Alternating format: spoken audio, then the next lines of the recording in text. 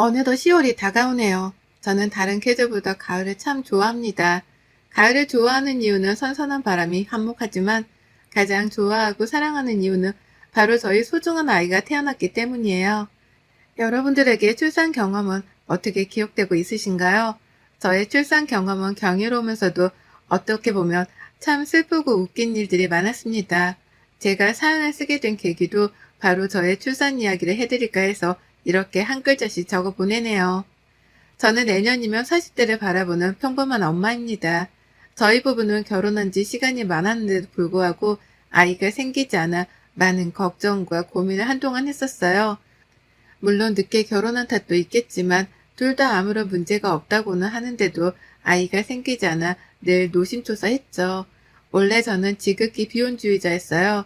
비혼주의자라고 하면 결혼하지 않고 사는 사람들을 뜻한다고 하죠. 그중 한 명이 바로 저였어요.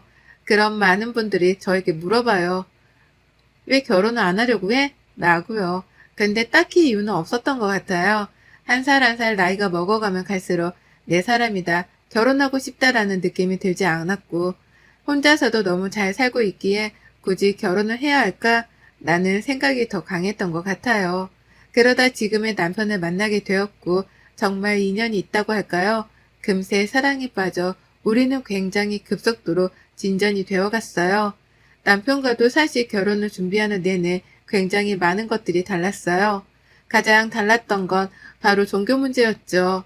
저는 남들이 종교 문제로 결혼하기 전 다퉈, 그래서 종교가 비슷하거나 한 명이 무교여야 돼, 이런 이야기를 주변에서 정말 많이 들었거든요. 남편과 시댁은 정말 지독한 크리스찬 집안이었고 저는 무교였어요. 근데 무교이니까 괜찮다고 생각했지만 애비 시댁에서는 저한테 일주일에 한 번은 꼭 교회에 가길 바라셨고 저는 주말에도 바쁘면 일을 하는 직업이라서 사실 그게 쉽지는 않았어요. 처음에는 사실 그런 것 때문에 결혼해서 잘 살 수 있을까? 라는 생각이 맴돌았지만 지금 아니면 남편 같은 사람을 만나지 못할 것 같다 라는 생각에 그런 것들도 뒤로 한 채 결혼을 하게 되었죠. 결혼을 하고 주말마다 시댁의 교회사랑에 한 달에 적어도 2번은 꼭 가야 했어요. 근데 다들 아시잖아요. 직장인들이라면 주말 이틀 정도 여행도 가고 싶기도 하고 또 친구들을 만나고 싶기도 하고 그냥 침대에 누워 아무것도 안 하고 싶은 거. 근데 시댁에서는 이런 것들이 허락되지 않았어요. 교회에 가면 거기서 끝나는 게 아니라 함께 예배드렸던 분들과 티타이밍에 시간이 맞으면 식사까지 하고 오곤 했으니까요. 그러다 2년 전쯤 코로나가 터지고 나서부터 교회 출입이 어려워지기 시작했어요. 대면 예배가 어려워 비대면 예배로 진행되는 순간 사실 코로나로 힘들기도 했지만 교회에 안 나가는 건 너무나 행복했거든요. 하지만 저희 시댁은 그렇게 호락호락 하신 분들이 아니셨고 대면 예배가 어려워지니 비대면 예배로 시댁으로 시간 맞춰 오라 하고는 같이 예배를 드리고 꼭 식사를 하고 집으로 가곤 했죠. 그나마 남편이 제가 정말 가기 싫은 날에는 회사 갔다고 다음 주나 이번 주는 못 올 것 같다고 열심히 이야기해준 덕분에 잠잠한 날도 있었죠. 저도 모르게 이런 것들이 스트레스로 다가왔을까요? 이제 슬슬 아이를 가지려고 생각해 준비를 하는데 남편도 저도 건강하다고 하는데 따로 피임을 하지 않는데도 아이가 생기지 않더군요. 한 1년 반을 노력했는데 자연임신이 어려운 상태가 되자 저희 부부는 검사를 받고 난임 클리닉에 다니기 시작했습니다. 그럴 때마다 저희 시어머니가 하시는 말씀이 꼭 있으시거든요. 믿음이 부족해서 그래 너희가. 나는 말이요. 믿음을 위해서는 늘 하나님께 기도드리고 해야 하는데 너희가 그렇지 못해 예쁜 아가가 안 오는 거란다. 라고 늘 말씀하셨어요. 정말 이 문장들을 결혼하고 나선 한 1000번 넘게 들은 것 같아 나중에는 남편이 정말 화내면서 그만 좀 하라고 할 정도였으니까요. 안 그래도 임신이 되지 않아 너무 힘든 시기였는데 시댁에서 저런 말까지 덧붙이니 어느 순간은 우울증까지 찾아왔습니다. 처음에는 남편이 제가 너무 힘들어하니 아이는 포기하고 우리 둘만 아끼면서 살자라고 해서 그냥 지낸 적도 있지만 이대로 아이가 없이 살다 보면 정말 후회할 것 같다는 생각을 많이 했던 것 같아요. 특히 주말에 남편이랑 외출하면 요새 쇼핑센터가 참 많고 잘 되어 있잖아요. 쇼핑센터에 가면 아이들이 있는 집을 보면 저도 모르게 계속 눈길이 가더라고요. 우리 아이는 얼마나 예쁠까? 싶은 생각이 매 순간 들었습니다. 남편도 아이를 정말 좋아하는데 그때 쇼핑센터에 한 번 둘이 영화도 보고 놀러 간 적도 있었거든요. 근데 아이가 지나가다가 넘어졌는데 남편이 번쩍 일으켜서 정말 괜찮냐고 아저씨가 미안하다고 웃는데 우리 아이가 있었으면 남편이 얼마나 좋은 아빠가 되었을까 싶었어요. 그래서 지금이 아니면 안 되겠다 싶어서 남편과 열심히 난임 클리닉에 다니기 시작했어요. 자연 임신은 어려울 것 같아 인공수정으로 마음을 굳히려는데 거기 산부인과 선생님께서 나이도 있으신지라 인공수정보다는 처음부터 시험관 시술로 진행해보면 어떻겠냐고 하시더라고요. 인공수정은 성공률이 10%에서 20% 내인데 시험관 성공률은 30% 전후로 보고 있으니 오랜 시간 끌기보다 처음부터 시험관으로 진행하면 어떻겠냐 권유를 해주셨고 남편과 저도 동의한 후 시험관 시술을 진행했어요. 시험관은 수정 과정을 몸 밖에서 이루어진 후에 임신을 하게 되는 과정이다 보니 10일에서 14일 기간 동안에는 배란 유도제를 매일 주사하고 관찰한 다음에 적절한 시기가 되었을 때 난자를 채취하는 과정으로 진행되어 남편 역시 수정을 하기 위해서 배양을 거쳐 자궁 내로 이식해 임신을 유도하는 과정이다 보니 인공수정보다는 더 어렵고 힘들다고 하더라고요. 주변에서 시험관 진짜 힘들다 해본 사람들이 다 이야기해 주었지만 그래도 저는 성공률이 더 높은 쪽에서 해보고 싶었던 마음에 힘들었던 마음이더라도 꿋꿋이 참고 시작했어요. 처음부터 끝까지 쉬운 게 하나도 없었고 1차 시험관을 시도했을 때는 실패했어요. 그땐 몸과 마음이 너무 힘이 들어 한동안은 다시 진행해볼 엄두가 나지 않더군요. 그럴 때마다 저희 남편이 힘들면 무리하지 않아도 된다. 정말 괜찮다. 라고 용기를 줘서 다시 마음을 먹고 시험관 2차로 들어갔어요. 정말 운이 좋게도 시험관 2차 때는 성공을 했더라고요. 아직도 그때 그 기분을 잊을 수가 없는 것 같아요. 이식 후에는 배가 엄청 따끔따끔해서 힘들었는데 그 뒤로는 엄청 휴식을 취하고 지내다 보니 정말 임신과 같은 증상이 저에게도 보여지더라고요. 가슴에 통증이 느껴지거나 아랫배가 아프기도 하고요. 또 어지러움이나 아랫배가 콕콕 쑤시는 듯한 증상도 나타나곤 했어요. 그리고 임태기를 해보니 진하게 두 줄이 나왔더라고요. 병원에서 임신 맞네요.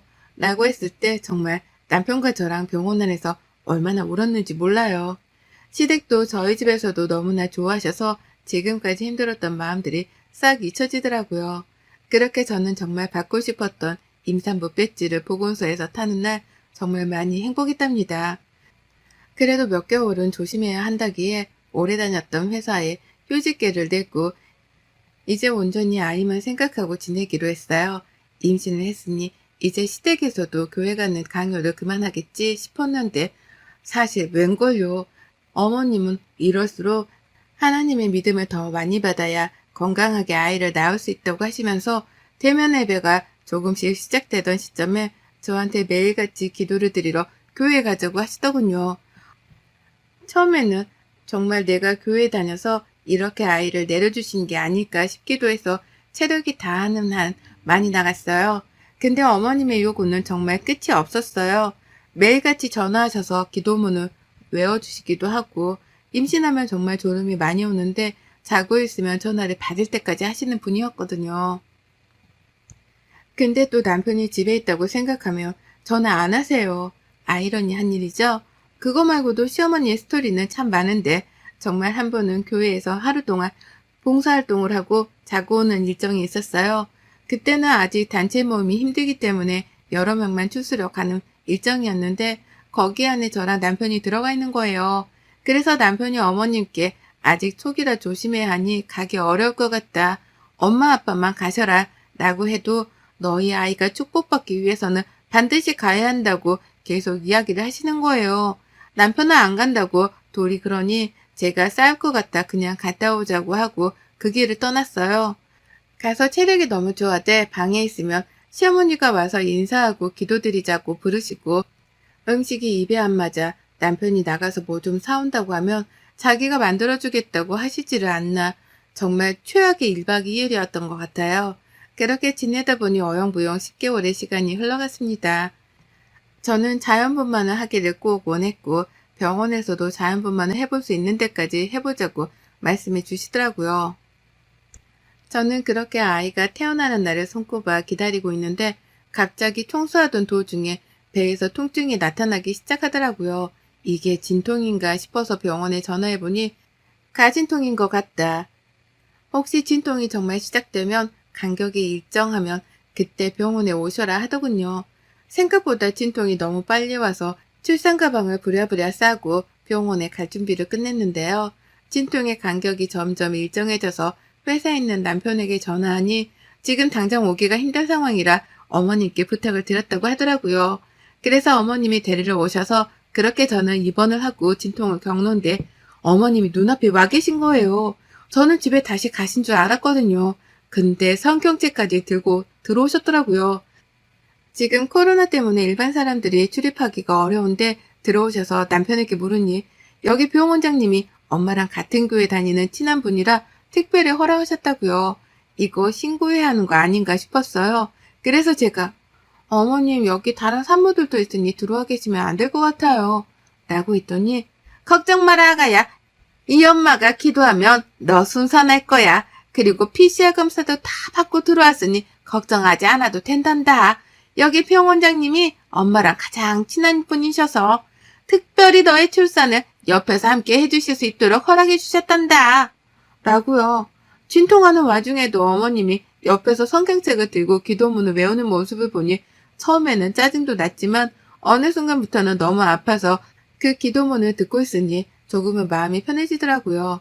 또 어머님이 앉지도 못하시고 계속 제가 힘들면 다리도 주물러 주시고 하니 그땐 감사하기도 했어요. 저는 늘 TV에서만 보고 드라마에서만 출산의 순간을 보니 정말 고귀한 순간이라고 여겨졌는데요. 하지만 제가 진통을 겪으니 정말 많이 힘들더군요. 특히 제 입장에서는 끔찍한 진통으로 피폐해지는 정신이 들고 늦은 눈으로 인해 제 몸을 전부 드러내야 해서 정말 뭐라 할 말이 없더라고요. 제가 생각했던 것보다 훨씬 더 고통에 저는 몸부림쳤고 그렇게 힘든 출산의 과정에서 친정 엄마만큼 저를 보살펴 주시는 어머니께 그때 결혼하고 처음 큰 감동을 받았어요. 저는 장시간의 진통 끝에 건강한 아들을 출산했습니다. 정말 너무 아팠지만 우리 아이를 보니 언제 아팠냐는 듯 그 마음이 녹아내리더군요. 그렇게 저는 양가 부모님 축복 속에 아이를 출산하고 몸이 어느 정도 회복된 후 산후조리원으로 들어갔어요. 그때만 해도 남편이 산후조리원에 같이 있을 수 없는 상황이라 저랑 아이만 들어갔고요. 산후조리원 천국이다 라는 말이 실감나게끔 아이를 케어해주시는 좋은 선생님 덕분에 저도 빠르게 회복을 했는데요. 그러다 저는 정말 경악을 금치 못하는 일을 발견하게 되었어요. 저희 시댁 가족들이 다 모여있는 메신저의 단체 대여방에 자신의 출산 과정이 적나라하게 드러난 사진들이 전송되어 있었던 거예요. 다들 정말 대단하다, 고생했다 라는 말과 함께 제가 진통하는 순간부터 출산하는 과정까지 다 찍혀있길래 그게 갑자기 너무 황당한 거예요. 알고 보니 어머니께서 제가 출산하는 과정을 모두 스마트폰으로 담고 있었던 거였어요. 이렇게 자기가 공유한 건 우리 첫 손주가 태어나는 영광스러운 순간을 공유하고 싶었기 때문에 자기만 알고 있으면 안 되니 이 사진들을 가족들이 있는 단체 대여방에 보냈다고요. 더 충격적인 건 그 사진 속에서 제가 출산하는 동안 흐트러진 모습부터 고통으로 내지른 비명, 눈물 범벅이 된 모습 등이 고스란히 담겨 있었는데요. 좋은 마음으로 찍은 건 저도 너무나 잘 알고 있지만 저에게 아무런 상의도 없이 이렇게 사진을 보내는 건 정말 이해가 가지 않더라고요. 그래서 어머니께 그 자리에서 전화해 바로 따져 물었어요. 어머님, 가족 단톡방에 제 출산 장면을 다 올리셨는데 도대체 왜 그러세요? 저 너무 창피해요. 아니 아가야 뭐가 창피하다고 하니. 출산은 세상에서 가장 경이롭고 아름다운 일이란다. 어떻게 이게 문제가 됐니? 어머님, 그래도 저의 모습들이 다 찍혀있는데 저 너무 수치스러워요. 아가야, 그런 마음을 먹으면 안 되지. 네가 우리 손자를 낳느라 얼마나 고생한지를 이 엄마가 다른 가족들도 알라고 보낸 건데 네가 그렇게 말하니 이 엄마는 조금 섭섭하구나. 라고 하시더라고요.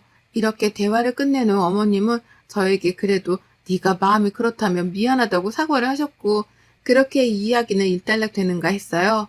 그 뒤로 저는 집에 와서 정말 처음으로 하는 육아의 진이 다 뺏겼고 제 몸 하나 가눌 수 없을 정도로 잠도 못 자고 힘들었죠. 그러다 시어머니가 손자를 교회 사람들에게 보여주고 싶으셨던지 아이 데리고 교회에 가자고 하셨고, 아직 100일밖에 안 되는 아이를 사람 많은 곳에 데려가는 건 좀 그렇다 했는데도 불구하고 계속 이야기를 하시더군요. 어머님이 첫 손자 자랑하고 싶어 그런 것 같아 마음 고쳐먹고 아이를 데리고 교회에 가는데, 교회 사람들이 저를 보고 너무 고생했다면서 격려를 해주시더군요. 그리고 아이 출산한 선물까지 많은 분들에게 받았는데요. 처음에는 교회에서 이렇게 출산을 하면 선물을 받는구나 싶어서 누구나 선물 다 좋아하잖아요. 그래도 내가 허투루 교회 다닌 건 아니었구나 싶었죠. 이어 예배를 드리고 나오는데 교회에서 친하게 지내던 동생이 병원에 꼭 가보고 싶었는데 코로나 때문에 가보지도 못하고 했다고 아이 옷을 선물했더라고요.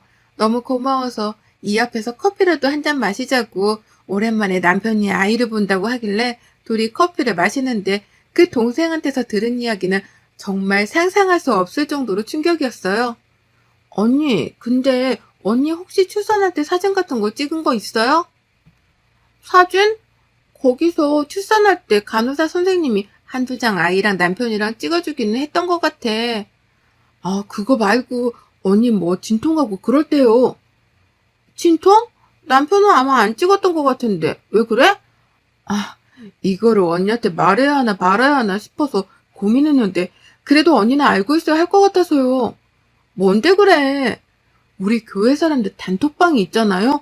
거기 단톡방에 언니가 출산한 다음 날인가 사진이 한 10장이랑 동영상이 올라오는 거예요. 그래서 저는 좀 늦게 확인하긴 했는데 보니까 언니가 진통하는 모습이랑 아이 낳는 모습까지 다 찍혀 있더라고요. 제가 보기에는 김 집사님이 언니 몰래 올린 것 같아요. 어? 아니, 어디에? 나도 한번 봐봐. 동생의 말을 듣고 그 단톡방을 확인하는 순간 제 출산 과정을 저희 가족 단톡방에만 올린 게 아니었어요. 교회 사람들 단톡방에도 올려서 아기 천사가 태어났으니 함께 축복하고 기도해달라는 말과 함께 제 사진들과 동영상을 올리셨더라고요. 사진에 나와 있는 민망한 부분에는 어머님이 모자이크 처리를 해서 올리신 것 같은데, 그래도 그 사진이 정말 민망한 부분들이 많이 나와 있는데 그거를 거의 20명 가까이 되는 단톡방에 올리셨다니 정말 저로서는 분노가 치밀어 오르고 이해가 되지 않더군요. 그 단톡방에 올린 이유는 제가 보기에는 저랑 남편은 거기에 들어가 있지 않았기 때문이더라고요. 저는 동생한테 고맙다고 말한 뒤 자리를 일어나 바로 시댁으로 달려갔어요. 시어머니한테 캡처한 사진들을 다 보여주면서 도대체 이게 뭐하는 짓이냐고 결혼하고 나서 처음 언성을 높였죠. 시아버지는 영문도 모른 채 왜 그러냐 하시는데 제가 어머님이 저한테 허락도 안 받고 교회 사람들에게 제 출산 과정을 그대로 보여주셨다. 제가 얼마나 수치스럽겠냐. 어떻게 교회에 다닐 수 있겠냐. 도대체 그런 짓을 왜 하시는 거냐면서 고래고래 소리를 질렀죠. 어머님은 조금 놀랐는지 그러려고 보낸 건 아닌데 진정하라고만 하시고 아버님은 에헴만 하시더라고요. 뒤늦게 남편이 도착해서 이 이야기를 다 알고 나서 어머님 아버님께 화를 엄청 내더라고요. 남편이 불같이 화를 내는 모습을 저는 처음 봤거든요. 그 이후 남편은 어머님 아버님께 더 이상 집에 오지 않겠다고, 당분간 저희 집에도 오지 말라고, 아이도 볼 생각 하지 마시고 이제 교회 가자는 말도 더 이상 꺼내지 말라고 노발대발했어요. 그 뒤로 남편은 제 핸드폰에서 또 자기 핸드폰에서 부모님 번호도 싹 다 차단해 버리더라고요. 자기도 이번에 좀 충격이 컸었나 봐요. 그 뒤로 몇 번 시부모님이 집으로 찾아오셨는데 남편이 죽어도 문을 안 열어서 그냥 돌아가신 적도 많았죠. 그러다 남편 출근하고 난 시간에 시어머니가 저희 집으로 찾아오셨어요. 처음에는 문을 안 열어드리려고 했는데 계속 기다리시는 모습에 열어드린 후에 더 이상 저는 할 말이 없다 말씀드렸더니 갑자기 어머님이 제 앞에서 우시네요. 미안하다고, 정말 할 말이 없다면서 이제 교회 가라는 말 더 이상 하지 않을 테니 정연이에게도 말 전해달라고요. 처음에는 어머님의 말에 지금 연기를 하시나 싶었거든요. 근데 그건 아닌 것 같고 정말 미안하다고 하시길래 우선 알겠다 하고 저녁에 남편이랑 이야기했어요. 저도 남편에게 안 찾아뵙고 사는 건 도리는 아닌 것 같다. 하지만 교회는 더 이상 나가지 않으려고 해 이해해 달라고요. 남편도 그건 자기도 충분히 이해한다고 했고요. 그렇게 저는 더 이상 교회에 가지 않기로 하고 시댁과의 교류는 아직까지 조금 힘들다고 남편한테 이야기해 놓은 상태입니다. 남편도 물론 시댁에 가지는 않고요. 저도 제 마음이 좀 괜찮아질 때까지 시간이 필요할 것 같다고 어머님, 아버님께 말한 상태이고요. 저의 임신과 출산 과정은 어찌 보면 다사다난했던 것 같습니다. 그래도 저희 아이를 건강하게 출산해서 이렇게 행복한 가정을 이룬 거에 대해 후회는 전혀 없네요. 사실 웃지 못할 저의 출산기였는데요. 다들 봐주셔서 감사드리며 늘 행복한 하루가 되시기를 바라겠습니다. 여러분의 생각은 댓글로 남겨주세요. 오늘 또 시청해 주셔서 정말 감사합니다.